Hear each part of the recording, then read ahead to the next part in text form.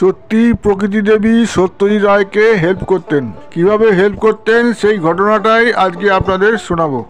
আপনারা সবাই নিশ্চয়ই জানেন সত্যজিৎ রায় সদ্গতি নামে একটি শর্ট ফিল্ম টেলিভিশনের জন্য বানিয়েছিলেন। সেই সিনেমার শুটিং হয়েছিল মধ্যপ্রদেশের রায়পুরে। ওই সিনেমাতে স্মিতা পাতিল, মোহন আগাশে ও ওমপুরি অভিনয় করেছিলেন। ওখানে একটি দৃশ্যে প্রকৃতি দেবী সত্যজিৎ রায়কে সরাসরি ওই দৃশ্যটি তুলতে সাহায্য করেছিলেন। ছবির শেষের দিকে স্মিতা পাতিলের একটি শট ছিল, স্মিতার শেষ শট।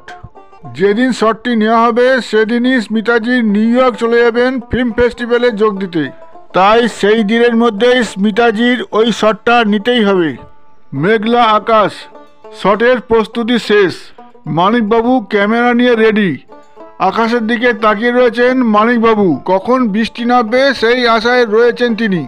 বৃষ্টি চাই, অথচ বৃষ্টির দেখা নেই। অনেকক্ষণ অপেক্ষা করার পর হঠাৎ পরিস্থিতি পাল্টে গেল। বৃষ্টি নামলো ঝমঝমিয়ে।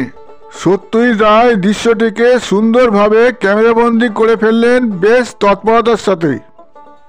দৃশ্যটির শুটিং শেষ হওয়ার সাথে সাথেই বৃষ্টি থেমে গেল। প্রকৃতি দেবী এভাবে হেল্প না করলে সত্যজিৎ বাবু সেদিন খুব সমস্যায় পড়ে যেতেন।